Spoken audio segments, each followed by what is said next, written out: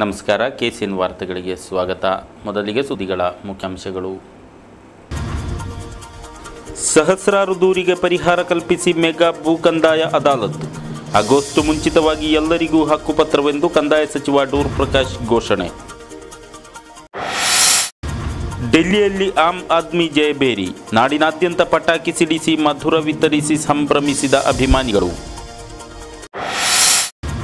ಕನಸು ಸಾಕಾರ. ಕಾಸರಗೋಡು ಬೈಂದೂರು ರೈಲು ಪ್ರಯಾಣ ಆರಂಭ. ಕಾಸರಗೋಡಲ್ಲಿ ಆವೇಶಕರ ಸ್ವಾಗತ. ಕಾಮಗಾರಿ ಹಣ ಬಿಡುಗಡೆಗೆ ಒತ್ತಾಯ. ಸರ್ಕಾರಿ ಗುತ್ತಿಗೆದಾರರು ಅಖಾಡದಲ್ಲಿ. ವಿವರವಾದ ಸುದ್ದಿಗಳು. ರಾಜ್ಯದ ಎಲ್ಲ ಜಿಲ್ಲೆಗಳಲ್ಲೂ ಪಟ್ಟಾಮೇಳ ನಡೆಸಲಾಗುವುದೆಂದು ಕಾನೂನು ಕುಣಿಕೆಗಳಲ್ಲಿ ಸಿಲುಕಿಕೊಂಡಿರುವ ಭೂಮಿ ಹೊರತುಪಡಿಸಿ ಉಳಿದ ಎಲ್ಲ ಭೂಮಿಗೂ ಆಗಸ್ಟ್ ತಿಂಗಳೊಳಗೆ ಹಕ್ಕುಪತ್ರ ಲಭ್ಯಗೊಳಿಸುವುದಾಗಿ ಕಂದಾಯ ಸಚಿವ ಡೂರ್ ಪ್ರಕಾಶ್ ಘೋಷಿಸಿದ್ದಾರೆ. ವಿದ್ಯಾನಗರ ನಗರಸಭಾ ಸ್ಟೇಡಿಯಂನಲ್ಲಿ ನಡೆದ ಮೆಗಾ ಪಟ್ಟಾಮೇಳದಲ್ಲಿ ಭಾಗವಹಿಸಿ ಅವರು ಮಾತನಾಡುತ್ತಿದ್ದರು. ರಾಜ್ಯದಲ್ಲಿ ಈಗಾಗಲೇ 10 ಜಿಲ್ಲೆಗಳಲ್ಲಿ ಈ ರೀತಿಯ ಕಂದಾಯ ಅದಾಲತ್ ನಡೆಸಲಾಗಿ 3.5 ಲಕ್ಷ ದೂರು ಲಭಿಸಿದ್ದು 2,82,000 ದೂರುಗಳಿಗೆ ಪರಿಹಾರ ಕಾಣಲಾಗಿದೆ. ಎಲ್ಲ ದೂರುಗಳನ್ನು ಕಂಪ್ಯೂಟರ್ನಲ್ಲಿ ದಾಖಲಿಸಲಾಗಿದೆ. ಇದನ್ನು ನಿತ್ಯವೂ ಅವಲೋಕಿಸಿ ಶೀಘ್ರ ಪರಿಹಾರಕ್ಕೆ ಸಂಬಂಧಿತ ಅಧಿಕಾರಿಗಳಿಗೆ സൂചിಸಿರುತ್ತೇನೆ ಎಂದರು. റവന്യൂ വകുപ്പിനെ സംബന്ധിച്ചിടത്തോളം ഇന്നലകളിൽ ഉണ്ടായിരുന്ന പല ആക്ഷേപങ്ങൾ അത് പരിഹരിച്ചുകൊണ്ട് അല്ലെങ്കിൽ ജീവനക്കാരെ സംബന്ധിച്ചിടത്തോളം അവരിൽ ഉന്നയിക്കപ്പെടുന്ന പല ആക്ഷേപങ്ങളും പരിഹരിച്ചുകൊണ്ട് പോകുവാൻ കഴിയുന്നു എന്നുള്ളതാണ് ഏറ്റവും പ്രധാനപ്പെട്ടത്. ജീവനക്കാരെ ഒരുപക്ഷെ കുറ്റം പറഞ്ഞിട്ട് യാതൊരു കാര്യവുമില്ല.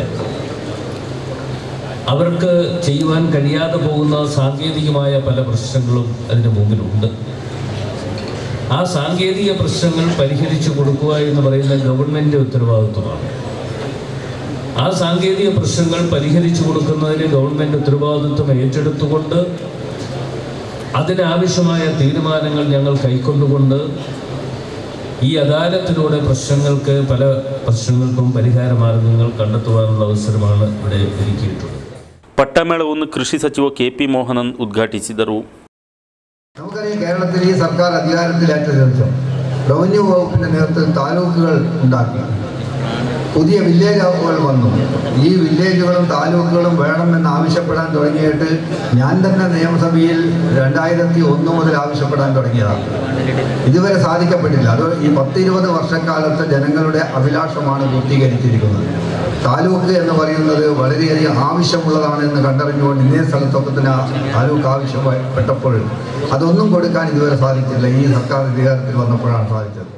ಸಂಸತ್ ಸದಸ್ಯ ಪಿ ಕರುಣಾಕರನ್ ಮುಖ್ಯ ಅತಿಥಿಯಾಗಿದ್ದರು.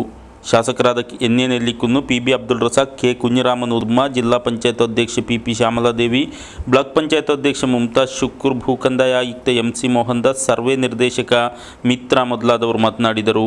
ಜಿಲ್ಲಾಧಿಕಾರಿ PS ಮೊಹಮ್ಮದ್ ಸಗೀರ್ ಸ್ವಾಗತಿಸಿದರು. ಸಾಯಂಕಾಲದವರೆಗೆ ಅದಾಲತ್ ಮುಂದುವರಿಯಿತು. ಮಂಜೇಶ್ವರ ತಾಲೂಕಿನ ಕೊಯ್ಪಾಡಿ ಗ್ರಾಮಕ್ಕೊಳಪಟ್ಟ 10 ಕುಟುಂಬಗಳಿಗೆ ಕೃಷಿ ಭೂಮಿಗೆ ಪಟ್ಟ ನೀಡಲು ತೀರ್ಮಾನಿಸಲಾಯಿತು. ಹಲವು ಕಾಲದಿಂದ ಭಾರೀ ಬೇಡಿಕೆ ವಿವಾದ ಹುಟ್ಟಿಕೊಂಡಿದ್ದ ಈ ಸಮಸ್ಯೆಗೆ ಕಂದಾಯ ಹಾಗೂ ಕೃಷಿ ಸಚಿವರ ಸಮ್ಮುಖದಲ್ಲಿ ಪರಿಹಾರ ಕಲ್ಪಿಸಲಾಯಿತು.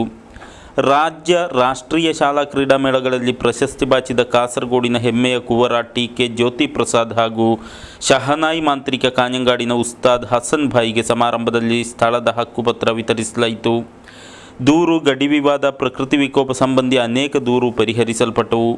ಮುಖ್ಯಮಂತ್ರಿ ಬರ ಪರಿಹಾರ ನಿಧಿಯಿಂದ ಅನೇಕ ಮಂದಿಗೆ ಸಮಾರಂಭದಲ್ಲಿ ಆರ್ಥಿಕ ನೆರವನ್ನು ವಿತರಿಸಲಾಯಿತು. ಸಹಸ್ರಾರು ಮಂದಿ ಪಟ್ಟಾಮೇಳಕ್ಕೆ ತಲುಪಿದ್ದರು. ಸರ್ಕಾರದ ವಿವಿಧ ಕಾರುಣ್ಯ ಚಟುವಟಿಕೆಗಳ ನೇರ ದೃಶ್ಯದ ಚಿತ್ರ ಪ್ರದರ್ಶನ ಮೇಳನಗರಿಯಲ್ಲಿ ಗಮನ ಸೆಳೆಯಿತು. ಕಾಸರಗೋಡಿನಲ್ಲಿ ನಡೆದ ಮೆಗಾ ಭೂ ಕಂದಾಯ ಅದಾಲತ್ನಲ್ಲಿ ದೂರುಗಳಿಗೆ ಪರಿಹಾರ. ರಾಜ್ಯ ಕಂದಾಯ ಸಚಿವ ಡೂರ್ ಪ್ರಕಾಶ್ ಸ್ವತಃ ಪಾಲ್ಗೊಂಡ ಅದಾಲತ್ನಲ್ಲಿ ಭೂ ಸಂಬಂಧಿ ಅರ್ಜಿ ದೂರುಗಳು ತಲುಪಿದ್ದವು. ಕಾನೂನು ಕುಣಿಕೆಗಳಲ್ಲಿ ಒಳಪಟ್ಟಿರುವ ಸಹಿತ ಕೆಲವು ದೂರುಗಳನ್ನು ಕಾದಿರಿಸಲಾಗಿದೆ. ಕಂದಾಯ ಸರ್ವೆ ಇಲಾಖೆಗಳಿಗೆ ಸಂಬಂಧಿಸಿ ಮುಖ್ಯಮಂತ್ರಿಯವರ ಬರ ಪರಿಹಾರ ಯೋಜನೆ, ರಾಷ್ಟ್ರೀಯ ಕುಟುಂಬ ಕಲ್ಯಾಣ ಯೋಜನೆ, ಗಡಿ ನಿರ್ಣಯ, ಹಕ್ಕುಪತ್ರ, ಸರ್ವೆ, KLU ಆದೇಶ, ಪ್ರಕೃತಿ ವಿಕೋಪ ಎಂಬಿಯುಗಳಿಗೆ ಸಂಬಂಧಿಸಿ ಸಾರ್ವಜನಿಕರ ಅರ್ಜಿ ಹಾಗೂ ದೂರುಗಳನ್ನು ಅದಾಲತ್ನಲ್ಲಿ ಯಥಾವತ್ ಪರಿಹರಿಸಲಾಯಿತು.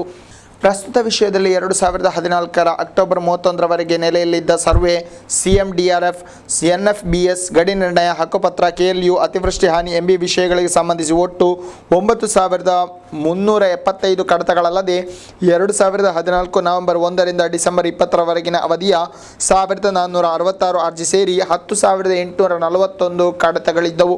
ಈ ಪೈಕಿ 90% ಮಿಕ್ಕಿ ಈಗಾಗಲೇ ಪರಿಹಾರ ಕಲ್ಪಿಸಲಾಗಿದ್ದು ಈ ಬಗ್ಗೆ ಅದಾಲತ್ನಲ್ಲಿ ಘೋಷಿಸಲಾಯಿತು. ಅಲ್ಲದೆ ಉಳಿದ 928 ಕಡತಗಳಿಗೂ ಪರಿಹಾರ ಕಲ್ಪಿಸಲಾಯಿತು.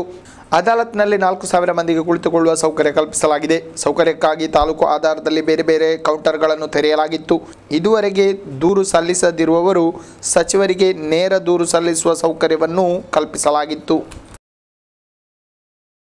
ದೆಹಲಿ ವಿಧಾನಸಭಾ ಚುನಾವಣೆಯಲ್ಲಿ ಪ್ರಚಂಡ ಬಹುಮತದೊಂದಿಗೆ ಆಮ್ ಆದ್ಮಿ ಪಕ್ಷ ಜಯಭೇರಿ ಮೊಳಗಿಸಿದ್ದು, ದೇಶದಾದ್ಯಂತ ಪಕ್ಷ ಕಾರ್ಯಕರ್ತರು, ಅಭಿಮಾನಿಗಳು ವಿಜಯೋತ್ಸವ ಆಚರಿಸಿದ್ದಾರೆ.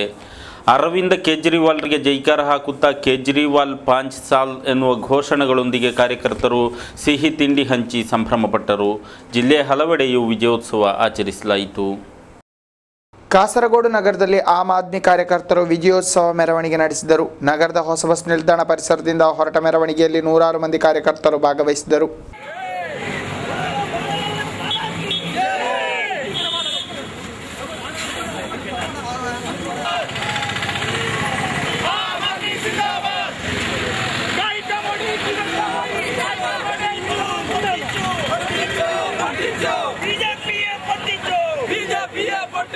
ಮೆರವಣಿಗೆಯು ನಗರ ಪ್ರದಕ್ಷಿಣೆಗೈದು ಮರಳಿ ಹೊಸ ಬಸ್ ನಿಲ್ದಾಣಕ್ಕೆ ತಲುಪಿ ಸಮಾಪ್ತಿಯಾಯಿತು. ಮುಖಂಡರಾದ ಮೊಹಮ್ಮದ್ ಫತಾಹ್, ರವೀಂದ್ರನ್, ಇಬ್ರಾಹಿಂ ಕೋಡಿಯಮ್ಮೆ ಮೊದಲಾದವರು ನೇತೃತ್ವ ನೀಡಿದರು. ಕಾಂಜಂಗಾಡು ನಗರದಲ್ಲೂ ಮೆರವಣಿಗೆ ನಡೆಯಿತು. ವಿವಿಧೆಡೆ ಸಿಹಿ ತಿಂಡಿಯನ್ನು ಹಂಚಲಾಯಿತು.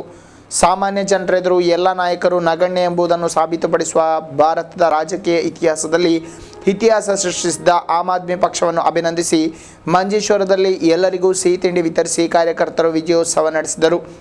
ಆಮ್ ಆದ್ಮಿ ಪಕ್ಷದ ಮಂಜೇಶ್ವರ ಮಂಡಲ ಸಂಚಾಲಕ ಅಶ್ರಫ್ ಕುಂಜತೂರು, ಮೊಹಮ್ಮದ್ ರಫೀಕ್, ಸಮದ್ ಹೈಗ್ಲೋದಿ, ಸಮೀರ್ ಕುಂಜತೂರು ಮೊದಲಾದವರು ನೇತೃತ್ವ ನೀಡಿದರು.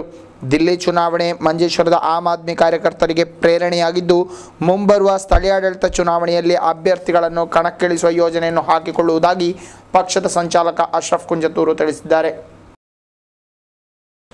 ರೈಲು ಪ್ರಯಾಣಿಕರ, ತೀರ್ಥಯಾತ್ರಿಕರ ಬಹುಕಾಲದ ಕನಸೊಂದು ಕೊನೆಗೂ ನನಸಾಯಿತು. ಕಾಸರಗೋಡು ಬೈಂದೂರು ಪ್ಯಾಸೆಂಜರ್ ರೈಲು ಗಾಡಿಗೆ ಮಂಗಳವಾರ ಬೆಳಿಗ್ಗೆ ಕಾಸರಗೋಡು ರೈಲು ನಿಲ್ದಾಣದಲ್ಲಿ ಅಭೂತಪೂರ್ವ ಸ್ವಾಗತ ಲಭಿಸಿತು.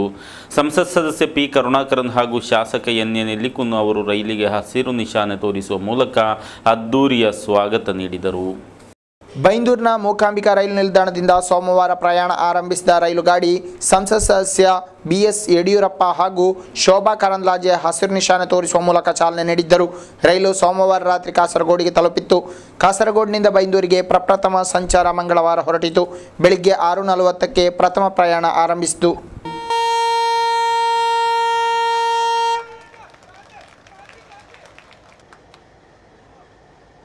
ಈ ಸಂದರ್ಭದಲ್ಲಿ ಜಿಲ್ಲಾ ಪಂಚಾಯತ್ ಅಧ್ಯಕ್ಷೆ PP ಶ್ಯಾಮಲಾದೇವಿ, ಬಿಜೆಪಿ ಜಿಲ್ಲಾಧ್ಯಕ್ಷ ಸುರೇಶ್ ಕುಮಾರ್ ಶೆಟ್ಟಿ, PA ಅಶ್ರಫ್ ಅಲಿ, ರೈಲ್ವೆ ಅಧಿಕಾರಿಗಳಾದ ರವಿಕುಮಾರ್, ಸುಬ್ರಹ್ಮಣ್ಯನ್ ಮೊದಲಾದವರು ಉಪಸ್ಥಿತರಿದ್ದರು.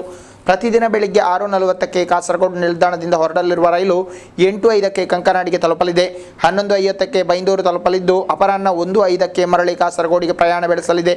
4:50ಕ್ಕೆ ಮಂಗಳೂರಿಗೆ ತಲುಪಲಿರುವ ರೈಲು ಸಂಜೆ 6:10ಕ್ಕೆ ಕಾಸರಗೋಡಿಗೆ ತಲುಪಲಿದೆ. 14 ಜನರಲ್ ಸೇರಿದಂತೆ 16 ಬೋಗಿಗಳು ರೈಲಿನಲ್ಲಿವೆ. ಗುತ್ತಿಗೆ ಕಾಮಗಾರಿಯ ಹಣ ಶೀಘ್ರವೇ ಬಿಡುಗಡೆ ಮಾಡಬೇಕೆಂದು ಒತ್ತಾಯಿಸಿ ಕೇರಳ ಸರ್ಕಾರಿ ಗುತ್ತಿಗೆದಾರರ ಸಂಘಟನೆ ನೇತೃತ್ವದಲ್ಲಿ ಪ್ರತಿಭಟನಾ ಜಾಥಾ ಹಾಗೂ ಧರಣಿ ಮುಷ್ಕರ ನಡೆಸಲಾಯಿತು.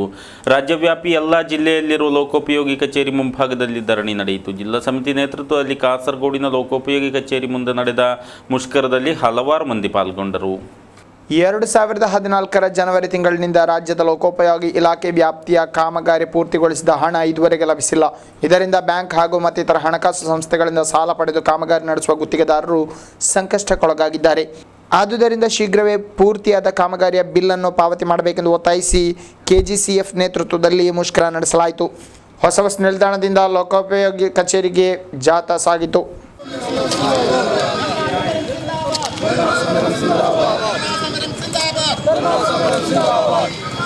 KGCF जिंदाबाद, KGCF जिंदाबाद, PWD ऑफिस में जिंदाबाद।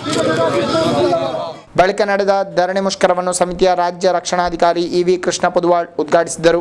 ഇനി ഞങ്ങൾ അടുത്തപടി നേരത്തെ അധ്യക്ഷൻ പറഞ്ഞതുമാതിരി പണികൾ നിർത്തിവെച്ചുകൊണ്ട് ആരെങ്കിലും ജോലി ചെയ്യുന്നുണ്ടെങ്കിൽ അത് ചെയ്യാതാക്കാനുള്ള ഒരു സമീപനം കൂടി ഞങ്ങൾക്ക് സ്വീകരിക്കേണ്ടി വരും എന്നാണ് ഈ ഭരണകർത്താക്കന്മാരോട് പറയാനുള്ളത്.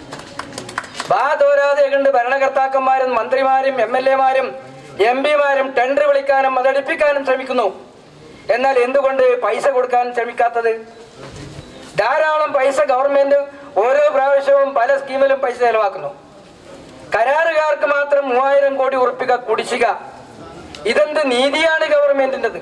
ಜಿಲ್ಲಾಧ್ಯಕ್ಷ ಪಿ ಪ್ರಭಾಕರ್ ಅಧ್ಯಕ್ಷತೆ ವಹಿಸಿದ್ದರು. BM Krishnan Nair, Kunhappa, B Shafi Haji, TM Abdul Khader, BA Ismail ಮೊದಲಾದವರು ಉಪಸ್ಥಿತರಿದ್ದರು.